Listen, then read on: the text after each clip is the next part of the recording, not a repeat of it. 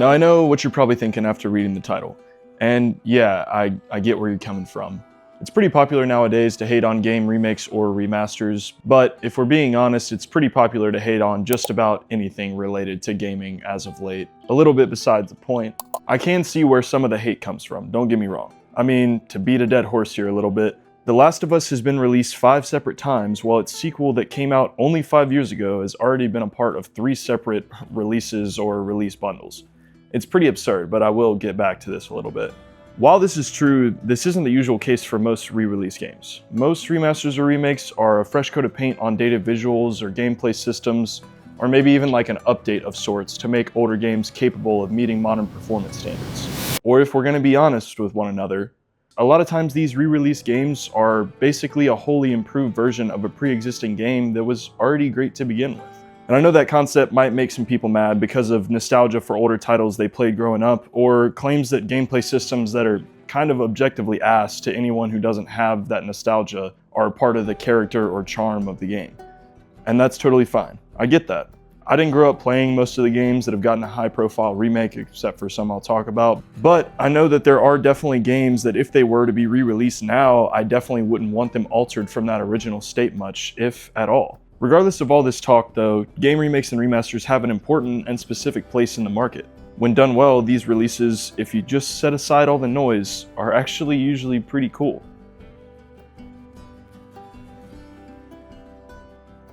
Me personally, I've been playing video games since I got a Nintendo Wii at 5 years old. And there will never be another Nintendo Wii, I can promise you that.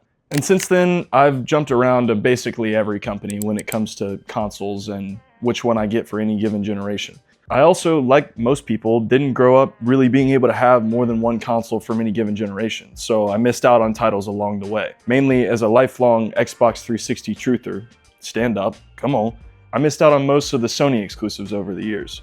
The Last of Us, Uncharted, Infamous, should have gotten a job instead of going to 6th grade algebra, I guess. But since I couldn't play these games myself, my only access to these was either running through as much as I could at a friend's house or the lost media format of the YouTube walkthrough. Shout out Red Brad. Got me through a lot of FOMO over the years, and he's still out here doing it, man. Anyway, that's not to say that I was without compensation for what I was missing out on. I mean, there's no telling how many hours I put into Halo Reach, playing all kinds of stuff on there. Hot Pursuit, Teacher, Speed Halo, Griffball, SWAT, Firefight, Base Wars, dude, come on, split screen with your boy Base Wars. I mean, that game had endless content. I know Fortnite is kind of doing that now, but there's just something about that Forge mode from back in the day, man. Anyway, I always wanted to play these games, obviously, so when I saw an Infamous sequel as a launch title for the PS4, I got hot on the campaign trail of convincing all my boys to make the switch, not that one, to PlayStation for the generation. And as a master of the trust me bro, it'll be so fun persuasion method, I was successful, of course. Anyone listening who's been a victim of me telling them to buy a game and then we did the classic proceeded to only play it once, it's not my fault. Payday 2 is not my fault, I just want to say that right here and right now. When I got my PlayStation, I unboxed it, blitzed through Infamous Second Son in probably 2 days. I mean, I was glued to the screen when I got that game. And then I moved on to see what else was here for me to play on this next generation Sony console that I'd wanted for so long. All right. We got Knack. Hell yeah. And this gets me into one big reason that remasters were important to me. Sometimes we are literally unable to access games if it weren't for these re-releases. While this issue is being mitigated in some sense, Sony has still yet to come up with a way to natively play games that were designed for what is apparently the technical marvel of the PlayStation 3. I still cannot play Infamous on my PlayStation 5. That is two consoles after the 3. And if you can't tell, me missing out on Infamous 1 and 2 was a big reason for me making this video. With releases like the original Last of Us Remastered and the Nathan Drake collection, I was finally able to tackle some of that backlog that would have been pretty much inaccessible save for me buying an entirely different system from a completely different generation. And I know I'm not alone in that experience because as I've grown up, I've asked people if they've played this or that game and they haven't because of the fact that they were on a different console, or maybe even that they got into video games after that game kind of saw its popularity rise and it's fallen at this point. Remasters back then kind of served to let these great games be experienced by a wider audience. And I mean, one of the best parts of games and gaming is the shared community, the shared experience, man. It's what it's all about. Take a look at this.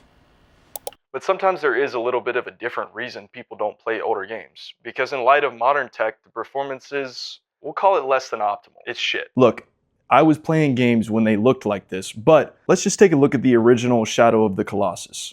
This game ran at 15 to 20 frames per second and it looked like this. And now, with the Shadow of the Colossus remake by Bluepoint, you can play the game while it looks like this.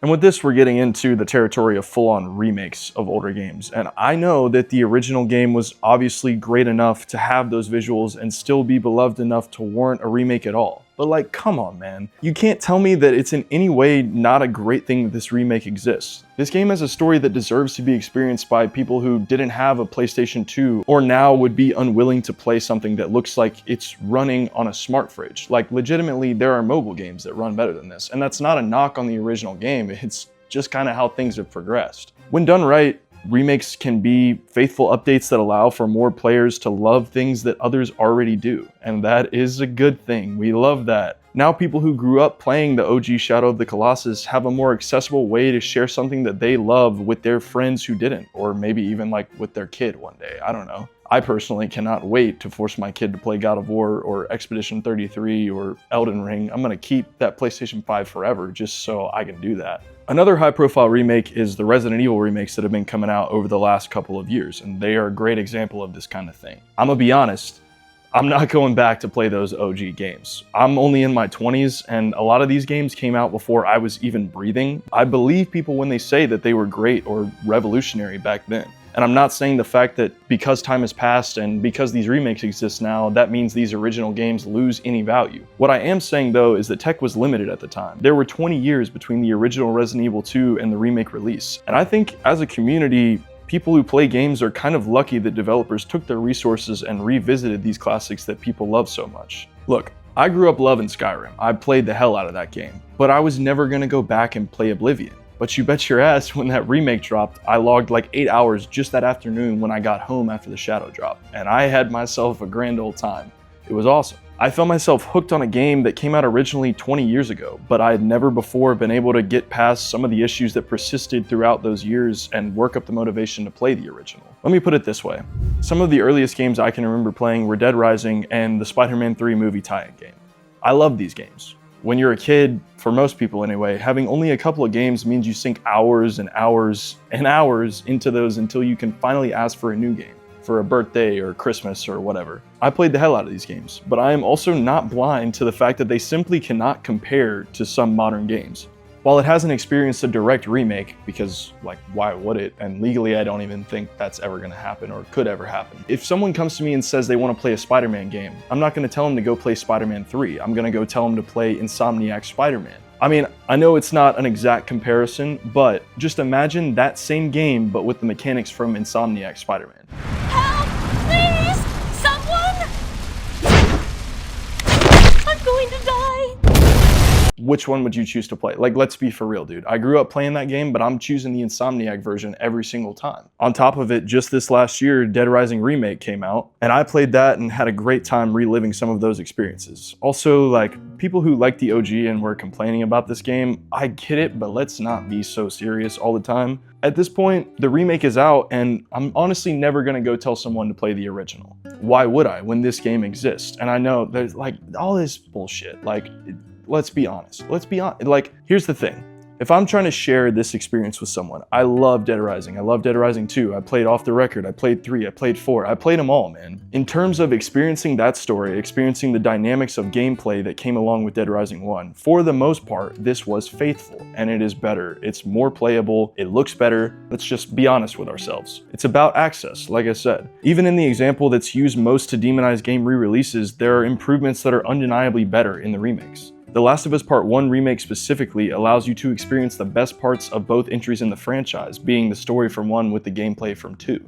I mean, at the end of the day, time passes, games change. Games are a product in a market space that evolves faster than most, and releases mirror that. There are problems with modern games that are a little overblown, albeit sometimes. But in comparison, technically, I mean, there really is no comparison. And that's okay. These remakes existing doesn't mean that you have to play them. And it definitely doesn't mean that your experiences are compromised by the simple presence of a remake. Just let that Fortnite brain 8-year-old go slay some zombies in peace without screaming in his face about, "Oh my god, I can't believe they changed the voice actor for Frank." or how dare they change features that objectively improve the quality of life in this almost 20-year-old game. He's 8, man. He's killing zombies with a mini chainsaw and having the time of his life. He doesn't care. Not all games are for everybody, but these remakes are made for somebody, or else, let's be honest, they wouldn't have been made because they wouldn't make money. All I'm saying is that I'm happy that people can experience games I love without the barrier of dated tech and low frame rate. You go kill that psycho clown with a legally distinct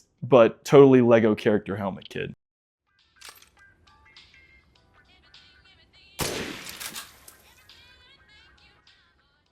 There are games I would kill for a remake of. Infamous, please, God, please. Look, dude, I know, I just gotta take an aside for a second here. I know Sucker Punch has been all in on the Ghost games, but just sit back and imagine with me for a second. Infamous 1 and 2 remake, or even just a remaster, announced and shadow dropped, just like Bethesda did with Oblivion. Follow that up with an announcement or a trailer for a sequel in development, and I mean, it's already in my cart. Like, it hasn't even happened and it's already in my cart. Fallout New Vegas. This is a big, So imagine the role-playing elements that everybody loves to talk about from Fallout New Vegas. The dialogue trees, the ability to kill characters that are critical to the narrative and risk soft-locking yourself, or just being able to interact with the world in a way that feels so much more tangible than basically any other entry in the franchise. Now keep that and add in the gunplay that they finally figured out in the 4th entry in the series. Come on, dude. I know that Fallout 4 notoriously hated on Game 2, but it has way better combat than basically any other Bethesda game. So just put that, just put it in the New Vegas. I don't know really how complicated that is, but it can't be that hard, you know? And honestly, New Vegas is a good place to point out the hypocrisy in a lot of the criticisms of these games. Because while people will sit here and shit on releases of certain games, there are other parts of the gaming community that are begging for remakes. I mean, New Vegas is one of them. Bloodborne, it's just so situational to where, like, why can we not just want these remakes and appreciate the ones that we do have? And I know, like, some people say, oh, instead of like pushing creativity, these studios are just releasing old shit. I literally have not had time this year to play more than a couple of games that people have said are perfect from one outlet or another. We can be doom and gloom all day, but great games are still coming out, and while they may not be the norm, they never were. We've got good and bad examples of re-releases out there, but I mean, that's kind of the case with games as a whole. If you're on the negative media train that shits on any and everything released in this form, I would challenge you to have a little joy in life. Go experience one of these remakes of something you played growing up. Remember what it was like to come home on a Friday night, have your boys over, all huddled around the TV with a pizza, passing around a controller after every death. Game journalism is truly in a horrible state. I could go on and on about that. Just set that aside and just play games for the right reasons, whatever that means to you.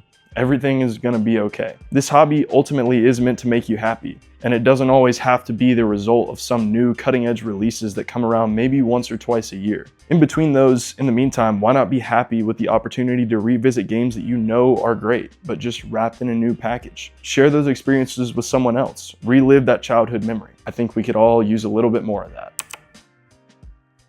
If you enjoyed this video and made it all the way to the end, thank you so much for watching. If you feel so inclined, subscribe, leave a like, leave a comment, you know, let me know. If there's a game that you would like to see remade, drop it in the comments, put me on game, something like that. Always looking to expand that never-ending backlog, so yeah. Also, if you enjoyed and you want to hear my voice for 40 more minutes, go check out this video on Expedition 33. Really proud of that one. If you haven't played that game, go play it. Anyway, I'm rambling. Thank you for watching. Have a great day.